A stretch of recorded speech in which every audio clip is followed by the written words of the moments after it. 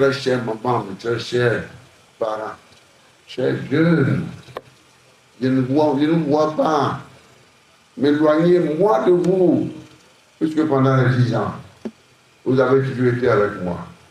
Et je passe par vous pour m'adresser à tout le peuple béninois, à mes chers mamans, mes chers frères, partout où qu'ils se trouvent.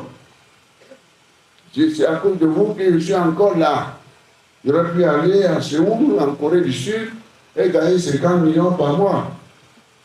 Et dit tant pis, ce qui se passe au Bénin. Bénin, je ne ferai pas ça. Je ne suis candidat à rien. Je sais lire la Constitution. D'ailleurs, même j'ai vu la coupe 2 fois. En 2016, je n'ai pas été candidat. En 2021, je n'ai pas été candidat. Naturellement, sous la base de notre Constitution. Mais qu'est-ce que je constate? Ce que je constate, je ne peux pas me taire. Ce Bénin-là, mes chers parents, je voudrais dire à qui veut m'entendre, de ne pas céder aux injures, aux intimidations. Moi, j'aime le Bénin, moi, j'aime les Béninois, abondamment. Et je souhaite que les richesses du Bénin soient gérées par les Béninois et les Béninoises. Et que nos ressources ne sortent pas. Je veux que les ressources soient partagées. L'égalité des chances, du point de vue de l'accès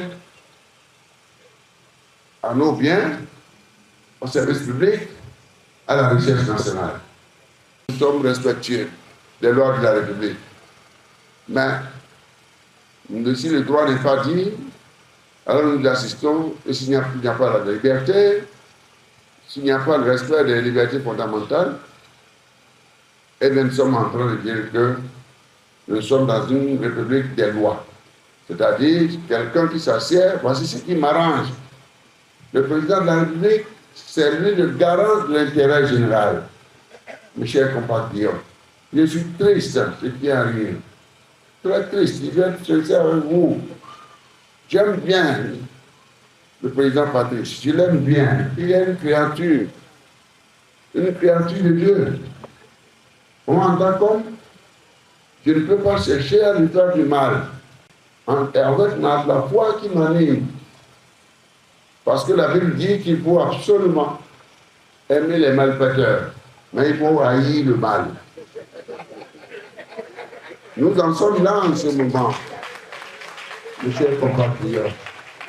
Le Bénin, je l'aime absolument. Je vous adore. La question de notre démocratie se pose. La question de la paix se pose.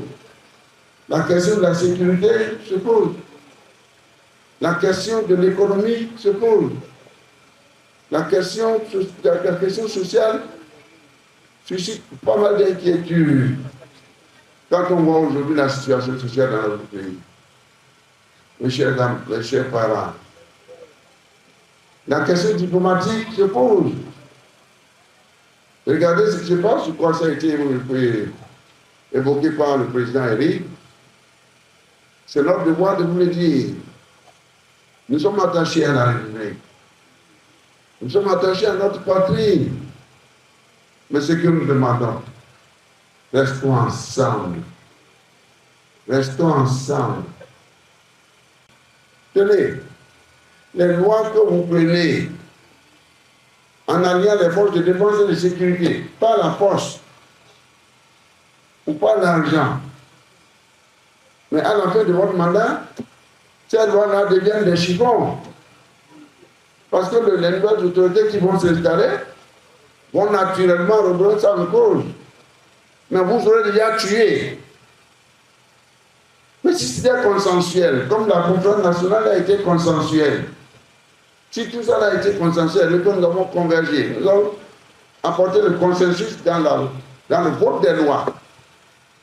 Vous partez, on dira que c'est à l'époque du président Talon que nous avons obtenu, que nous avons ensemble conçu cette loi qui consolide, qui sécurise notre République et notre État-nation.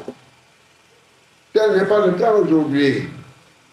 Aujourd'hui, après 2026, il va partir, conformément à notre constitution. Non, il n'y a pas de débat. Il n'y a pas de débat là-dessus. Pas de débat là-dessus. Et mon choix est que il est libre de choisir un candidat. Tout le monde est libre de suivre un candidat. Mais ce qui est important, je le rappelle une fois de plus, que c'est le peuple qui en a les prérogatives. Et pour ce faire, il faut un code électoral consensuel, inclusif et équitable. Pour qu'on ait la paix dans le pays. Je ne peux pas réclamer la paix, je ne peux pas diriger le Bénin, avoir dirigé le Bénin pendant 10 ans et demander aux gens de venir brûler. Donc c'est pourquoi moi je me sens de dire, Monsieur le Président, mon cher frère bien-aimé, je voudrais vous rappeler à tout moment que les exclusions dans tous les domaines, surtout les exclusions électorales, ne garantissent pas la paix. Ça crée des frustrations qu'on ne peut pas contenir.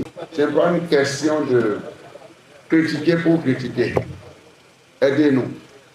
La meilleure manière, c'est de passer par ce canal-là, le parti là. Le parti qui se réclame de vous. C'est pourquoi je me suis impliqué.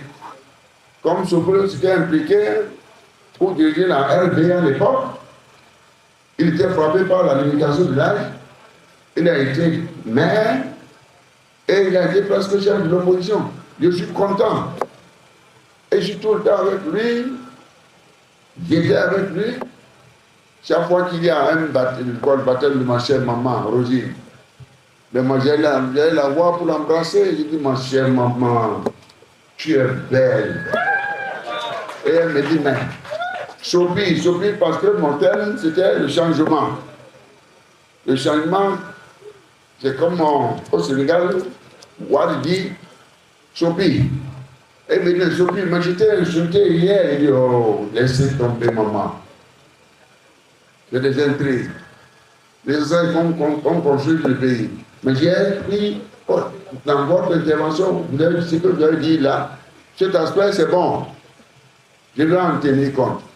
Donc l'existence d'un parti qui soit capable, et c'est de LD que je parle maintenant, qui soit elle qui ait le courage de dire non, nous revoyons la gouvernance.